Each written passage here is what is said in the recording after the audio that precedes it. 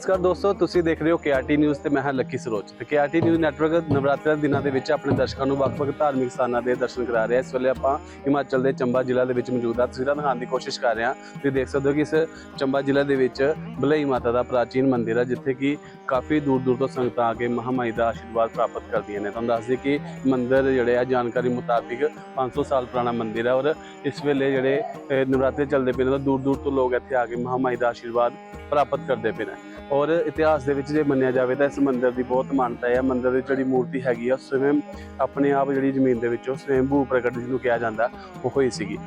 ਇੱਥੋਂ ਦੇ ਆਪਾਂ ਪਹੁੰਚੇ ਹਾਂ, ਇੱਥੋਂ ਦੇ ਪੰਡਿਤ ਜਿਹੜੇ ਨੇ ਮੁੱਖ ਪੁਜਾਰੀ, ਉਹਨਾਂ ਨਾਲ ਵੀ ਗੱਲਬਾਤ ਕਰਾਂਗੇ ਤੇ ਮੰਦਿਰ ਦੇ ਇਤਿਹਾਸ ਬਾਰੇ ਜਾਣਾਂਗੇ। ਸਥਾਨਕ ਲੋਕਾਂ ਨਾਲ ਵੀ ਗੱਲਬਾਤ ਕਰਾਂਗੇ ਤੇ ਇਤਿਹਾਸ ਦੇ ਬਾਰੇ ਜਾਣੂ ਕਰਾਵਾਂਗੇ। आओ दिखते हैं रिपोर्ट और तुसीं दर्शन करो महामाई दे दरबार दे। बहुत वधिया मंदिर जिहड़ा इत्थे हिमाचल दी हसीन वादियां दे विच और बनया होया और बहुत शांतमई माहौल जिहड़ा इत्थे देखने को मिल रहा है। Lucky Saroj, KRT news, Himachal. नमस्कार जी, जय माता दी आप सभी को। आप सभी को शरद नवरात्रों की हार्दिक शुभकामनाएं। माँ भद्रकाली भले आप सभी के ऊपर अपनी कृपा दृष्टि ऐसे बनाए रखें। यहाँ पे नवरात्रों की बात करें तो हर वर्ष, मतलब अगर आप शरद नवरात्रों की बात करें तो यहाँ पे हर वर्ष लगभग भीड़ लगी रहती है। ऐसे नवरात्रों को छोड़ के भी ऐसे भीड़ लगी होती है। तो अभी तो आप देख रहे होंगे कि यहाँ पे शादियों का सीज़न चल रहा है, तो बस अभी आप देखते जाइए आगे आगे, और काफ़ी लोग यहाँ पे आ ही रहे हैं। और रही माता की मान्यता की बात, तो इन माता को जो है वो भद्रकाली का ये साक्षात रूप है और शांत रूप है। सबसे बड़ी बात यह है कि पूरे दुनिया में इकलौता शांत रूप है ये। हाँ जी। और इन माता को पसीने वाली माता भी कहा जाता है। अगर आप अभी दर्शन करेंगे तो आप जब दर्शन करेंगे तो आप पाएंगे कि हो सकता है कि हम 3-4 जने अंदर जाएं और दर्शन करते वक्त आपको या मुझे ही पसीना दिखाई दे, बाकी लोगों को ना दिखाई दे। तो इनको इस वजह से पसीने वाली माता भी कहा जाता है। और माता के बारे में अगर थोड़ा सा आप जानने की कोशिश करें तो ये माता आज से 510 साल पहले भू प्रकट हुई हैं। जैसे वैष्णो माता हैं, जैसे ज्वाला जी हैं, वैसे ही ये भू प्रकट देवी है। और हमारे चंबा के राजा हुआ करते थे, राजा प्रताप सिंह जी। उनको रात को सपना आया था, तो सपने में माता ने, यहाँ से ऊपर एक हमारे गांव पड़ता है, छोटा सा गांव है भ्राण करके, वहाँ पे एक पानी की बावड़ी है। बावड़ी आप लोग शायद, जो लोग नहीं समझ पा रहे उनके लिए बता दूं मैं, द सोर्स ऑफ वाटर, जो नेचुरल वाटर होते हैं वहाँ से जो पानी निकलता है उसको पानी की बावड़ी कहा जाता है, जो एक छोटा सा तालाब कह सकते हैं आप। तो जब माता ने सपना दिया तो राजा अपनी सेना के साथ वहाँ पे पहुँचे, और जब खुदाई की गई तो जैसा माता ने सपने में बताया था, माता की मूर्त के साथ 3 बड़े बर्तन जो हैं वो खजाने के मिले थे। तो एक जो बर्तन था उससे माता का ये मंदिर बनना था, दूसरा प्रजा की सेवा के लिए करना था, और तीसरा अपने राजकोष में रखा जाना था। तो एक्चुअल में तो ये माता को चंबा ही लेके जा रहे थे, जहाँ पे चंबा राजा का महल है, तो वो अपने महल में रखनी थी। बट जब ये जो आप अभी साथ में लगती लेक देख रहे हैं, इसको भद्रकाली लेक कहा जाता है आज की डेट में। तो ये लेक नहीं थी, ये तो अभी डेवलप हुआ जब NHPC या अदर जो भी यहाँ पे स्टेट गवर्नमेंट काम कर रही है सेंटर के साथ, तो पहले ये नाला हुआ करता था। तो माता ने आकाशवाणी करी, यहाँ पे एक्चुअल में रुके थे राजा की सेना, ये राजा का रेजिडेंस बना हुआ था रुकने के लिए। तो माता ने कहा कि मैं यहाँ से आगे नहीं जाऊँगी। तो फिर महाराजा जी ने यहीं पे माता का मंदिर बनाया, और उसके बाद आज तक लोग ऐसे ही चले आ रहे हैं। धन्यवाद। जय माता दी। माँ के सभी भक्तों को पहले तो माता की ओर से आशीर्वाद। जो नवरात्रे हैं हमारे शुभ नवरात्रे, और ये जो माता का इतिहास है ना, ये जो भद्रकाली भली माता इनको कहते हैं, ये एक्चुअली ये कोई कम से कम 500 साल से ज़्यादा पुराना इतिहास है माता का। 510 या 512 साल हो चुके हैं, ठीक है। और ये जो अंदर आप मूर्त देख रहे हो ना माता की, ये स्वयं भू प्रकट है, ज़मीन से अपने आप निकली हुई मूर्त है ये, ठीक है। तो उस टाइम जब 500 साल पहले की बात है, तब यहाँ राजा महाराजाओं का रहता था राज, रियासतें होती थी यहाँ पे। तो रियासतों में उस टाइम था प्रताप चंद करके राजा थे एक, उनका रियासत थी यहाँ पे। तो वो उस राजा के ऊपर कोई संकट आया हुआ था, उसकी प्रजा के ऊपर या उसके खुद के ऊपर कोई संकट आया हुआ था, जो कि टल नहीं रहा था उससे। तो वो राजा जो था, माँ काली का बहुत बड़ा भक्त था वो, ठीक है। और माँ काली से उसने अरदास की थी कि माता इस संकट को टाल दे, ठीक है। तो माँ काली ने उस टाइम क्या किया, उस राजा को रात को सोते हुए सपना दिया, स्वप्न दिया रात को, एक कन्या के रूप में आके ना, कि मैं एक जो है वो मूर्त के रूप में ज़मीन के अंदर एक जगह बताई भ्राण करके। वो यहाँ से है 7 किलोमीटर ऊपर पहाड़ी पे जगह, भ्राण करके जगह आती है। तो उस जगह पे मैं, एक पानी की बावड़ी है, उसके नीचे ज़मीन के नीचे मैं बैठी हुई हूँ, मुझे वहाँ से बाहर निकाल और फिर मेरा मंदिर बना, फिर मैं तेरा संकट दूर करती हूँ, ठीक है। तो राजा को जब वो सपना आया, उसके बाद राजा अगले दिन जो है वो अपने राज पुरोहित वगैरह सबसे बात की उसने, तो फिर उन्होंने कहा कि चलो देखते हैं जाके। तो जब वो गए वहाँ पे, अब उस टाइम रास्ते नहीं थे, कुछ भी नहीं था, गाड़ियाँ वगैरह ये आज आप देख रहे हो, उस टाइम कुछ नहीं था यहाँ पे। वो हाथी घोड़े हुआ करते थे, या पालकी वगैरह डोली में बैठ के कहीं दूर दुर्गम स्थानों पे जाना होता था, तो वैसे ट्रैवल किया जाता था। तो वैसे ही राजा अपने हाथी घोड़े लेके इन जंगलों के बीच में से होता हुआ वहाँ ऊपर पहुंचा। तो ऊपर पहुंच के जब वो वहाँ पे देखा उसने, तो उसे सच में एक पानी की बावड़ी मिली। तो उस पानी की बावड़ी के आसपास जब खुदाई की गई ना, तो ये मूर्त जो आप देख रहे हो अंदर, ये वहां से बाहर निकली।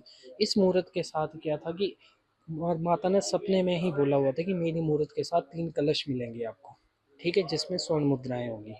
उन 3 कलश का करना क्या है, राजा को वो भी बताया हुआ था सपने में। एक कलश से उसने, माता ने कहा था कि एक कलश से क्या करना है, मेरा मंदिर बनाना है। दूसरे कलश से क्या करे करना है, हवन पूजा पाठ सामग्री जो भी लगती है मंदिर बनाने में, मंदिर के बाद स्थापना में जो भी है, वो इस दूसरे कलश से, ठीक है। और तीसरे कलश को क्या करना है, तूने अपने साथ लेके महल चले जाना है, अपने राजमहल या जहाँ रहता है तू, वो वहाँ पे राजकोष में डालना है, ताकि आगे कोई अगर दिक्कत आए तो तेरी प्रजा जो है, इस जो भी मैं दे रही हूँ ये कलश, इसके साथ अपना जो है वह अपना गुजर बसर कर सके, ठीक है। तो उसके बाद क्या हुआ कि राजा जब वहाँ गया, ये मूर्त मिली, इसी के साथ वो 3 कलश मिले, ठीक है। तो 3 कलश मिलने के बाद अब राजा का ये था कि यार ठीक है चलो मैं मंदिर, अब माता ने अपनी मूर्त दे दी, कलश भी दे दी, अब मेरा काम है मंदिर बनाना, ठीक है।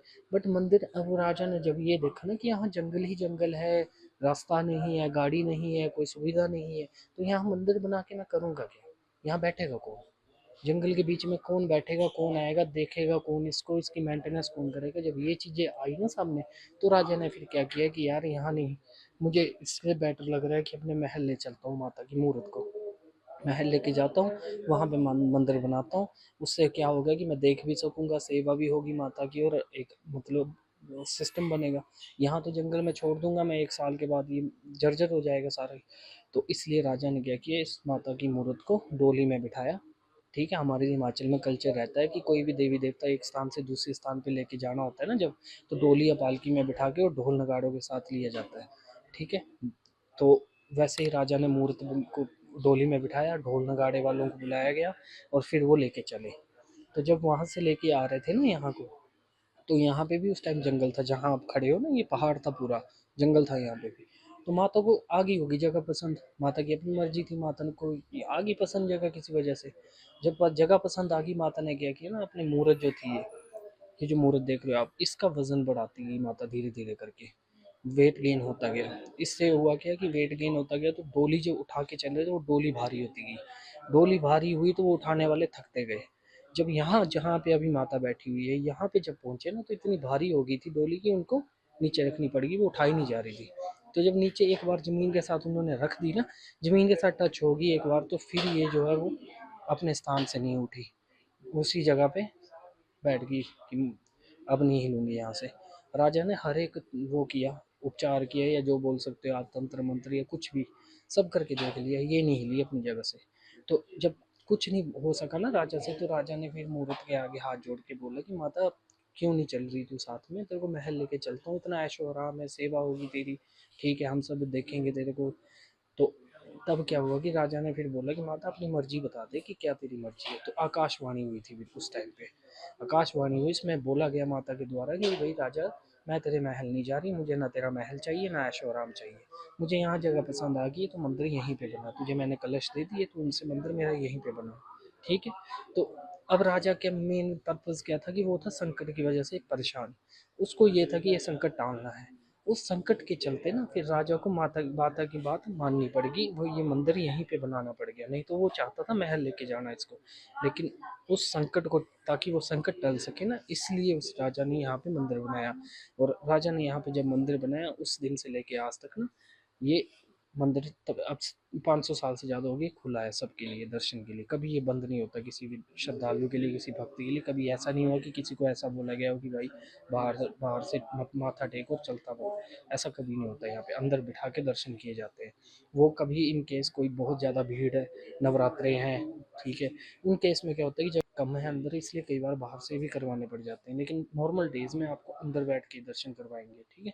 और बाकी पसीने की बात रहेगी माता को, तो ये काफ़ी सालों से, जब से ये समझ लो कि माता यहाँ पे बैठी है ना, तब से ये पसीना माता का चलता है। ये इसका कारण ये होता है ना कि तेज होता है मुख पे देवी देवताओं के, ठीक है। और दूसरी कारण ये होता है कि जितना माता प्रसन्न रहेगी ना, जितना खुश होगी, जैसे अब नवरात्र हैं, आपको पसीना ज़्यादा दिखेगा, ठीक है। दिवाली है, करवा चौथ है, या कोई माता का ऐसा पर्व है, दुर्गा अष्टमी है, नवमी है, कोई भी ऐसा पर्व है, उस टाइम पे आपको ज़्यादा ही नजर आएगा ये, क्योंकि प्रसन्न होती है माता, ठीक है। वैसे तो हर दिन प्रसन्न होती है, लेकिन जब अपना दिन आता है ना, आप भी अपने बर्थडे पे कुछ ज़्यादा ही प्रसन्न रहते हो, वैसे माता भी अपने दिन पे, अपने उस पे ज़्यादा ही खुश रहती है और अपने भक्तों को ज़्यादा आशीर्वाद देती है।